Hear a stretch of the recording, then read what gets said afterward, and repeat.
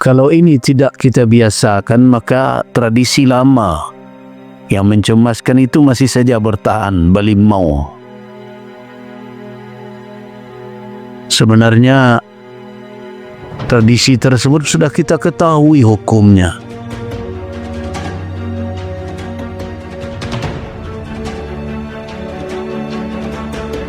Ibadallah, jamaah majlis kajian qabla az-zuhr rahimana wa rahimakumullah.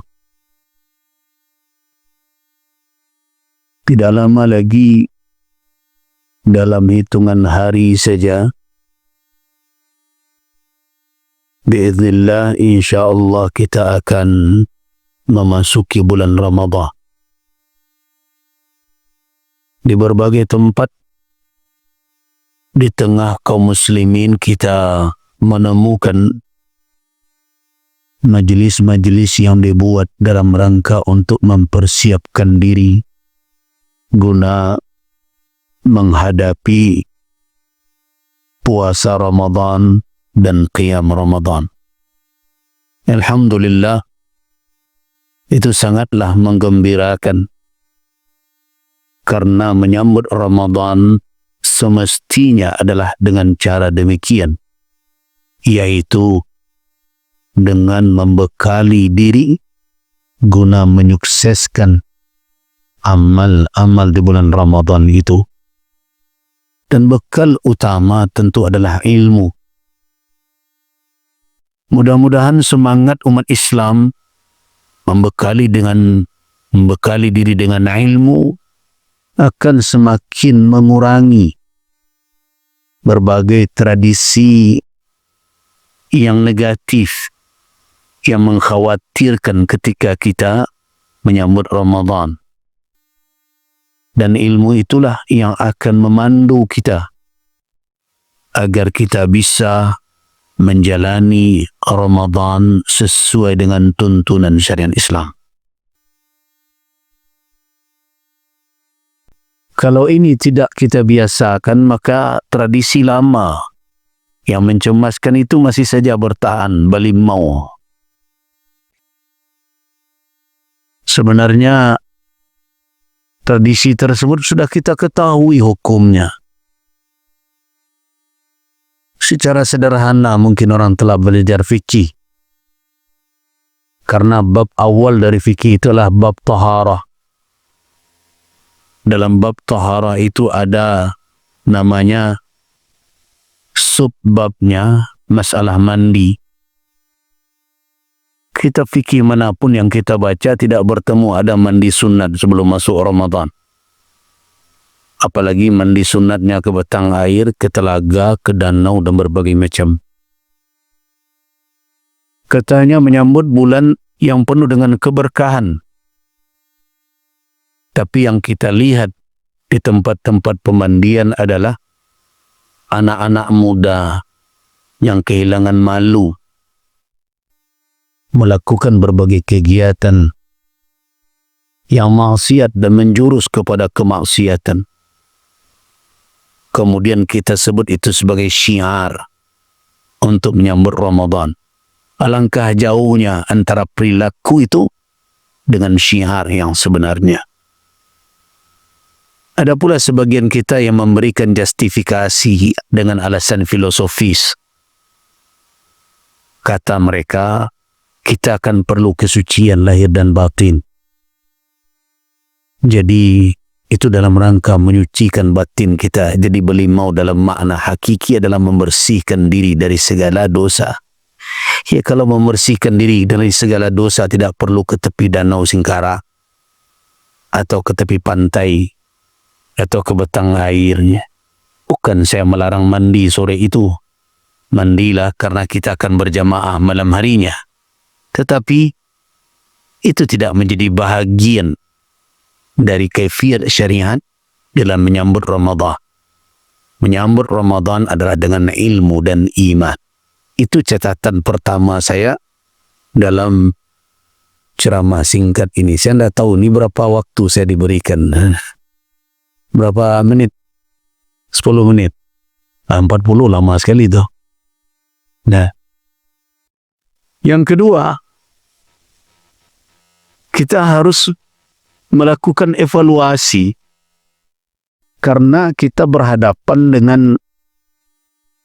kenyataan yang tidak bersesuai dengan konsep yang sebenarnya.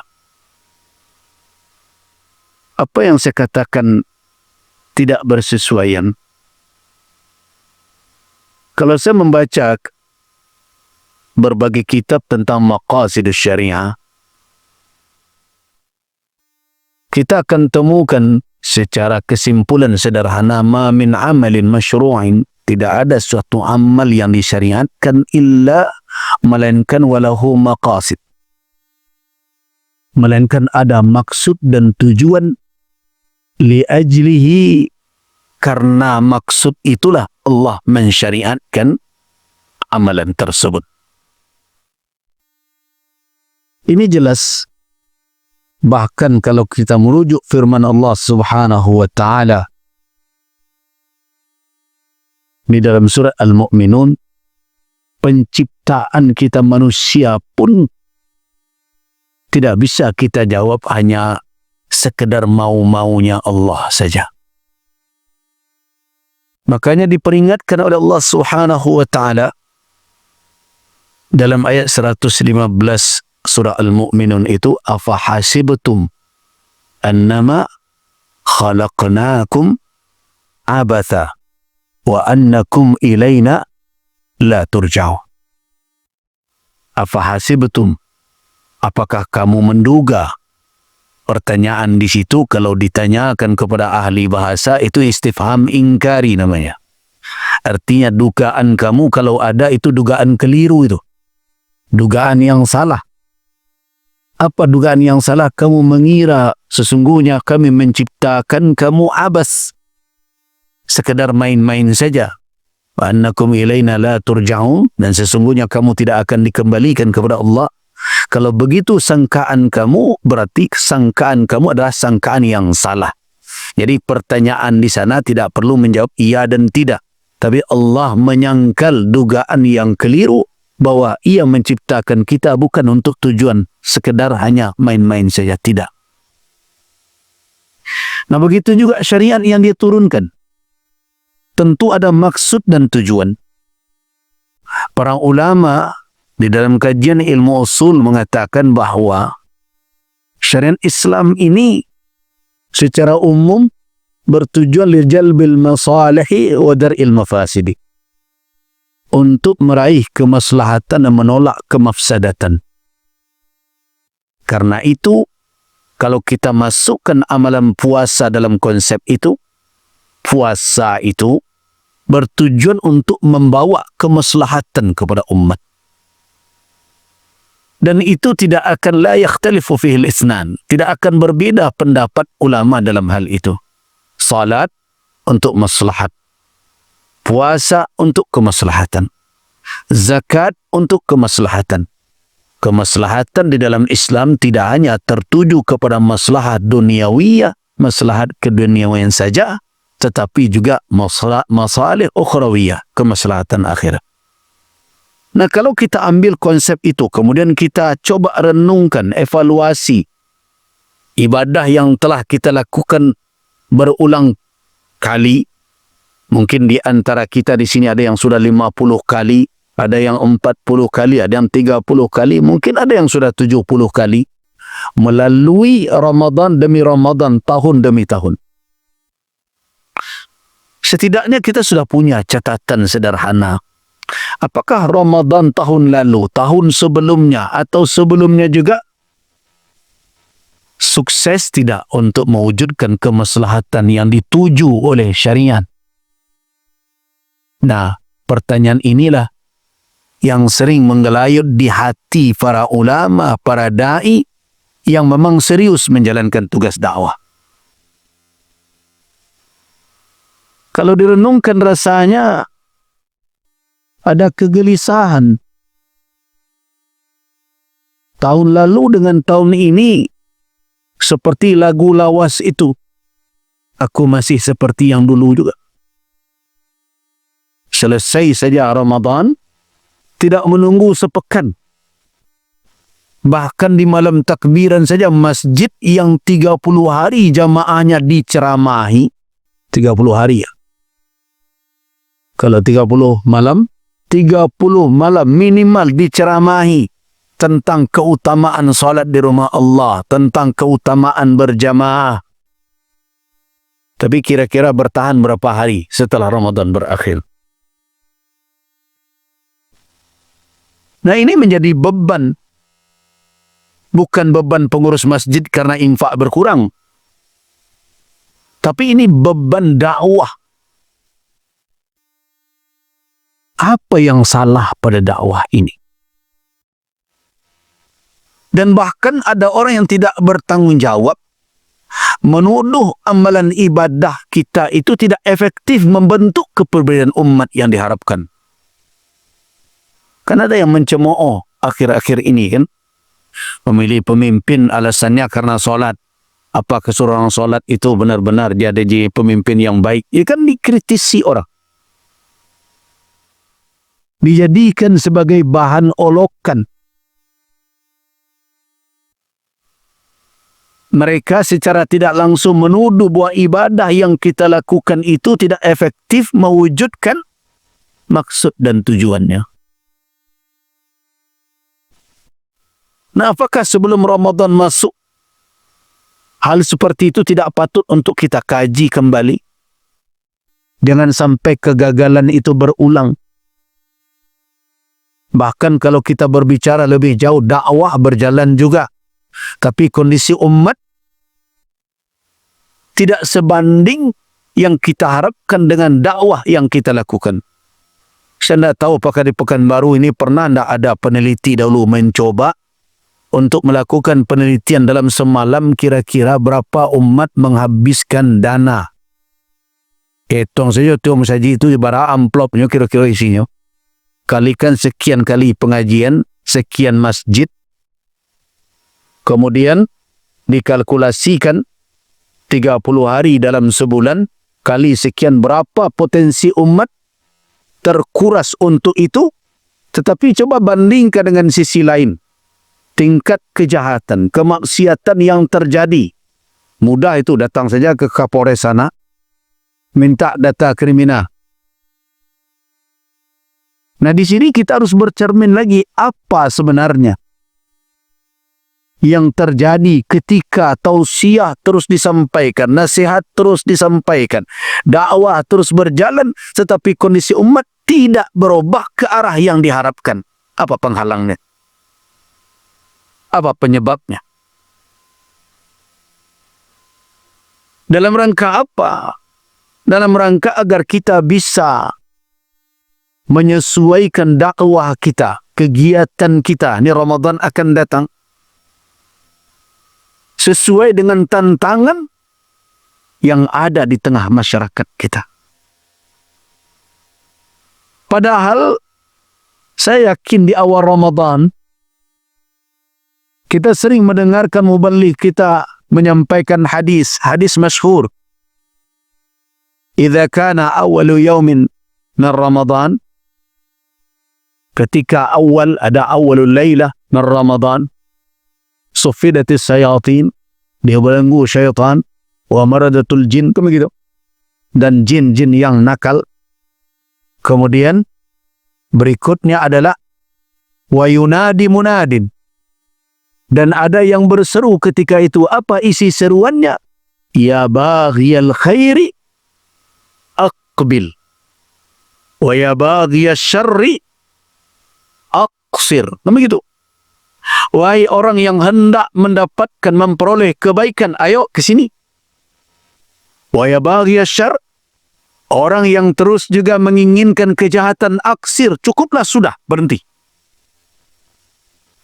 Tapi sampai berapa lama seruan itu bertahan? Padahal kita berharap Ramadan tahun lalu, asar, dampak dari ibadah itu berketerusan sampai Ramadan ini dan kita akan terus bekali lagi. Kalau amalan yang kita lakukan tidak bertahan, jangankan 1 tahun, 1 bulan pun tidak, jangan salahkan ibadahnya.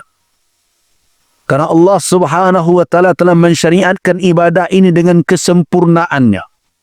Baik dari sisi kaifiat dan maupun dari sisi hikmah dan maqasidnya. Tetapi yang salah dalam hal ini adalah kita yang belum lagi bisa menjalankan sesuai dengan tuntunan. Nah, kekeliruan ini perlu untuk kita evaluasi sebelum Ramadan tiba. Agar jangan terulang kesalahan yang lalu. Nah, kira-kira apa? Nah, ini baru dalam pandangan saya. Saya tidak berani mengatakan pandangan orang lain. Di antara faktornya adalah karena kita sering memandang ibadah ini berada dalam ranah rutinitas dan tradisi semata. Jadi kita lebih mengedepankan ini kebiasaan. Makanya kalau kita mengaji Ramadan lagi, ada saja yang berkata dalam hati, itu jo kajilah 60 tahun petang itu jo leh. Karena kita terlanjur terjebak dalam rutinitas dan menjadikan itu sebatas tradisi. Nah, karena itu perlu penyegaran kembali. Bahwa ini ibadah. Ibadah itu adalah tujuan utama penciptaan manusia. Tujuan utama. Jadi kalau ada orang yang bertanya untuk apa kita diciptakan oleh Allah Subhanahu wa Ta'ala, di dalam Al-Quran Allah Subhanahu wa Ta'ala memakai uslubul hasar, memakai redaksi hasar, pembatasan. Wa ma khalaqtul jinna wal insa illa liya'budun. Allah tidak menjadikan kita, apa kata Allah? Wa ma khalaqtu, saya tidak menciptakan al-insa, manusia, al-jin, gitu. Wa ma khalaqtul jinna wal insa, jin dan manusia, illa, kecuali. Itu hasar, berarti tujuan satu-satunya khalqul jinni wal insi, penciptaan jin dan manusia apa? Liya'budun, untuk beribadah. Jadi bukan untuk menjalankan rutinitas, tetapi untuk menjadikan kita hambanya. Jadi ibadah itu sebenarnya tujuan utamanya adalah liyusayyir, untuk menjadikan kita semua adalah ibaduh, hambanya. Nah, pertanyaan selanjutnya, berarti di dalam kehidupan kita selama ini kita sering terseret menjadi hamba lain? Kalau jujur menjawab iya. Tidak perlu menunggu setahun. Sehari saja.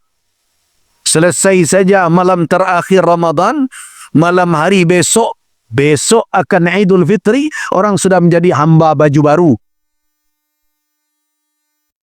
Orang lebih mendulukan syahwatnya. Walaupun 30 hari dia telah melatih syahwatnya, tapi dalam semalam dia bubarkan seluruh dampak latihan itu. Kenapa? Karena kita terjebak dengan rutinitas dan tradisi. Nah, karena itu perlu penyegaran. Untuk menyegarkan, perlu kita tahu arah dan tujuan dari ibadah. Apa? Untuk menjadikan kita hamba. Nah, itulah posisi yang terhormat. Segala pangkat, segala sanjungan tidak akan bernilai dengan kedudukan sebagai hamba Allah. Karena itu Rasulullah SAW pernah menegur sahabat ketika memuji-muji beliau, menyanjung-nyanjung beliau. La tutruni. Jangan kalian sanjung-sanjung saya kepada sebagaimana orang-orang Nasrani menyanjung Isa bin Maryam. Apa kata Nabi? Innama ana abduhu wa rasuluh. Saya ini tak lebih hanya adalah hamba Allah dan Rasulnya. Abduhu wa rasuluh. Karena itu Rasulullah SAW sangat senang sekali kalau Allah Subhanahu wa Ta'ala memanggil beliau dengan ya abdi, wahai hambaku. Nah, menjadikan diri menjadi hamba Allah itu adalah jalan yang paling efektif, adalah ibadah. Apapun bentuknya, salat, zakat, puasa, haji sekalipun, untuk mengembalikan kehambaan manusia yang sering dia lupakan. Sehingga jadilah dia hamba pangkat dan jabatannya, hamba atasannya, hamba mata orang lain, hamba pencitraan, apa saja yang membuat dia lupa ibadah. adalah jalan yang paling efektif untuk mengembalikan kehambaan kita yang sering hilang di dalam kehidupan ini. Tapi untuk menjadikan diri kita hamba, tidak sesederhana itu. Makanya perlu persiapan. Apa persiapan yang mendasar? Persiapan yang mendasar adalah ilmu dan iman. Makanya kalau kita analisa ayat Allah 183 yang sering kita baca kalau awal Ramadan datang, ya ayyuhalladzina amanu kutiba alaikumusiyam. Kalau kita hadapkan dengan kajian fikih, sepertinya akan muncul pertanyaan, bukankah syarat wajib berpuasa itu Islam? Tapi kenapa Al-Quran menyeru ya ayyuhalladzina amanu kutiba alaikum? Wahai orang-orang yang beriman, diwajibkan atas kamu berpuasa. Bukankah syarat menjalankan puasa itu Muslim, Islam? Tapi kenapa Al-Quran menyeru wahai orang-orang yang beriman? Mungkin bisa kita jawab dengan apa? Iman itu kaitannya bukan dengan kutibanya, tetapi dengan la'allakum tattaqunnya. Karena kewajiban itu telah melekat pada seorang mukallaf Muslim jelasnya. Tapi ketika kita berbicara takwa, ternyata tidak cukup hanya dengan keislaman. Kita harus punya modal lebih. Kalau betul ingin mencari takwa dengan jalan siam, maka modalnya tidak cukup Islam saja, tapi harus menambah modal keimanan. Oh, apakah berarti Islam dan iman berbeda? Kalau kita merujuk ke surah Al-Hujurat, iya, berbeda. Wa idh qalatil a'rab, ketika orang-orang Arab Badui datang bertemu dengan Rasul, apa kata mereka? Kalau amanna, mereka mengatakan beriman. Apa kata Allah? Qul, katakan Muhammad. Apa katakan? Perintah Allah. Qul, katakan aslamna, kami telah Islam. Kenapa? Perhatikan ayat itu, kata Allah, karena iman belum masuk ke dalam hati kamu sekalian. Qul lam tu'minu walakin qulu aslamna walamma yadkhulul imanu fi qulubikum. Cukup katakan kamu telah Islam, kami telah Islam. Kenapa? Karena iman itu belum masuk ke dalam hati kamu sekalian. Artinya di dalam ayat surat Al-Hujurat itu dibedakan oleh Allah antara Islam dengan iman. Tetapi seorang Muslim, apakah menunggu iman kokoh dulu baru beramal? Tidak. Karena ada sebagian orang ketika ditanya tidak solat, bakon tidak solat. Kenapa tidak solat? Bagaimana solat? Hati itu yang belum kokoh lagi. Nah, sebelum iman kuat, untuk apa guna solat? Itu keliru pula kesimpulannya. So ayat itu mengatakan wa in tuti'ullah wa rasulah, jika kamu taat kepada Allah dan Rasul, la yalitkum min amalikum syai'a, Allah tidak akan mengurangi amal kamu. Berarti beramal dalam Islam dengan keislaman apakah mendapat faedah? Iya. Tetapi kalau ingin meningkatkan amal menjadi ketakwaan dengan siam, tidak cukup modal keislaman saja. Perlu tambahannya yaitu keimanan. Nah, kita tahu iman di mana letaknya. Iman hakikatnya sepakat ulama adalah di dalam qalbu insan. Berdasarkan kepada hadis Nabi SAW ketika beliau mengatakan at-taqwa hahuna. Takwa itu di sini, kata Nabi. Beliau menunjuk dada beliau. Walaupun tidak berarti lisan tidak perlu, amal tidak penting. Karena kita bersepakat bahwa al-iman at-tasdiqu bil qalb, wal iqraru bil lisan, wal amalu bil jawarih. Kita sepakat, tetapi hakikatnya di mana? Fi qulubikum, di dalam hati kamu.